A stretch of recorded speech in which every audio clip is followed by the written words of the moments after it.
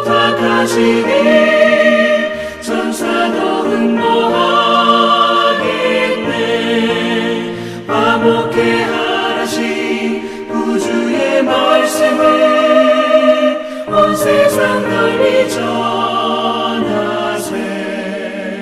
영생의 복락과 천국의 갈 길을 만 백성 알도록 나가서 전하세. 주 예수 말씀이 이 복음 전하라 우리에게 부탁하셨네. 주 내게 부탁하시니 천사도 흥모하겠네. 화목해 하라신 구주의 말씀을 온 세상 널리 전하세.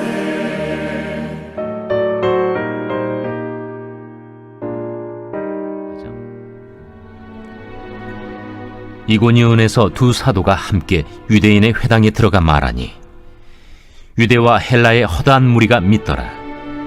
그러나 순종하지 아니하는 유대인들이 이방인들의 마음을 선동하여 형제들에게 악감을 품게 하거늘 두 사도가 오래 있어 주를 힘입어 담대히 말하니 주께서 그들의 손으로 표적과 기사를 행하게 하여 주사 자기 은혜의 말씀을 증언하시니 그 시내의 무리가 나뉘어 유대인을 따르는 자도 있고 두 사도를 따르는 자도 있는지라.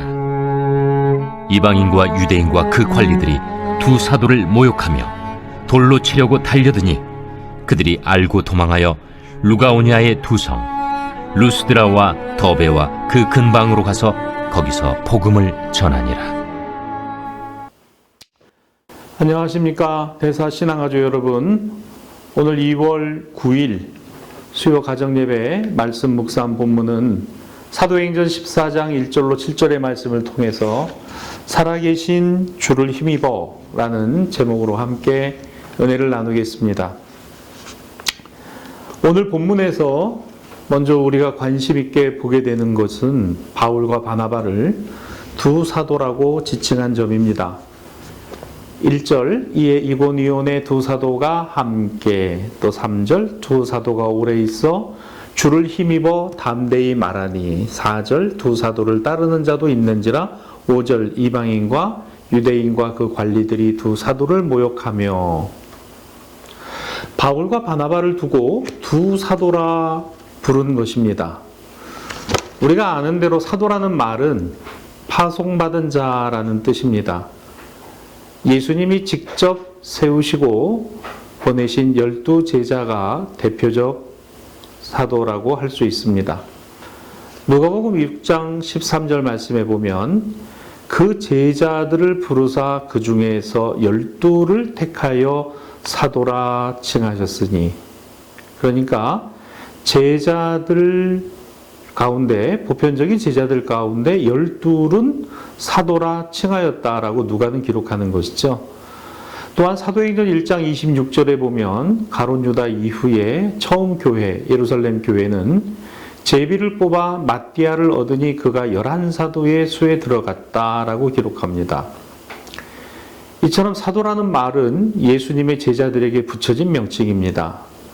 그런데 이 12제자, 12사도의 칭호를 들은 이들이 이외에 사도의 칭호를 들은 이가 있었으니 바로 바울과 바나바였던 것이죠.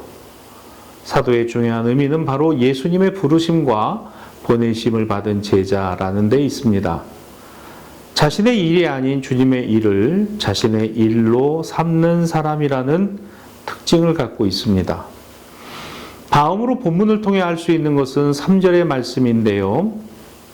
이 3절 말씀을 보면 두 사도가 오래 있어 주를 힘입어 담대히 말하니 주께서 그들의 손으로 표적과 기사를 행하게 하여 주사 자기 은혜의 말씀을 증언하시니라는 부분입니다.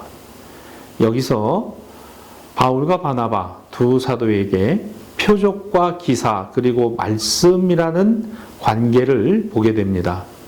단순한 이적이 아니라 반드시 말씀의 증언, 곧 복음을 전하는 일에 있어 나타난 하나님의 능력이라는 것을 알 수 있습니다. 예를 들면 오병이어 급식 기적의 사건의 표적을 본 무리와 군중들은 예수님을 왕으로 삼고자 했죠. 많은 사람들은 표적과 기사만을 보기를 원합니다. 그래서 이 표적과 기사를 보기 위해 무리들이 몰려들었고 예수님은 떠밀리다시피 갈릴리 호수 위 배에 오르신 것입니다.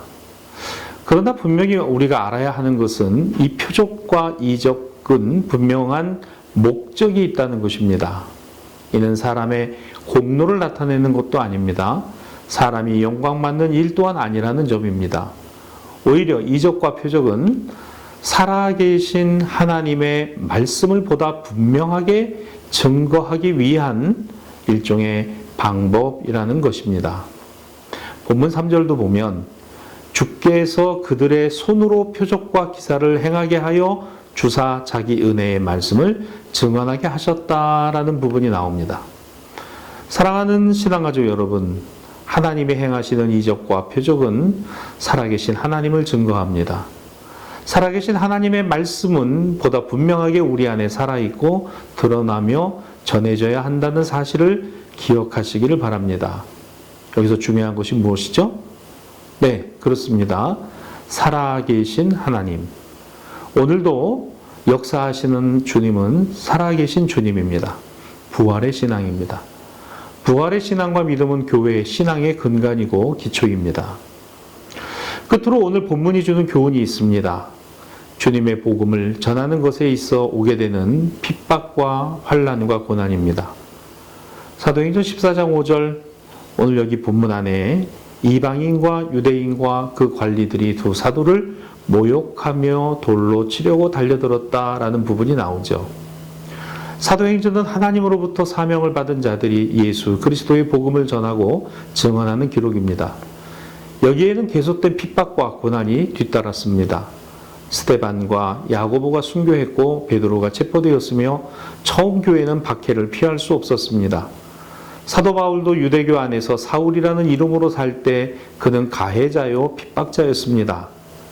그런 바울도 이제는 복음을 위해 박해를 받는 처지가 되었고 도망을 다니는 신세가 되었습니다. 다음의 말씀인데요. 6절로 7절입니다. 그들이 알고 도망하여 루가오니아의 두 성 루스드라와 더베와 그 근방으로 가서 거기서 복음을 전하니라.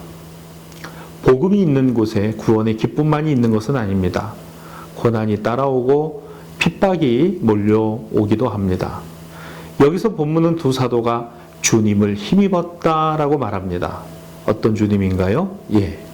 바로 살아계시는 주님, 부활이요 생명이신 살아계신 주님을 뜻하는 것입니다. 사랑하는 신앙가족 여러분, 오늘 살아가는 우리들에게 이와 같은 살아계신 하나님, 살아계신 주님의 부활신앙, 생명신앙이 언제나 가득하시기를 바랍니다. 살아계신 주님을 힘입어 그래야 우리가 살고 또 우리의 삶이 생명력이 있는 것입니다. 이와 같은 신앙과 믿음 안에 세워지는 우리 모든 대사 신앙가족들이 되시기를 주님의 이름으로 축복합니다. 기도하겠습니다. 오늘도 살아계신 주님, 오늘 귀한 말씀으로 함께 은혜를 나눕니다. 환난과 핍박이 오고 또 복음과 그리스도의 증인된 생명의 사명이 우리에게 있는 것은 오늘도 살아계신 주님을 의지하고 붙들기 때문인 줄 믿습니다.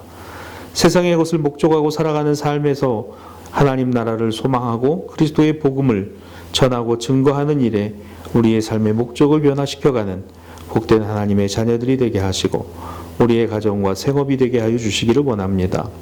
이월 한 달을 살아가되 복되게 살아가는 우리 모든 대사 신앙가족들을 축복하여 주옵소서. 예수님의 이름으로 기도하옵나이다. 아멘.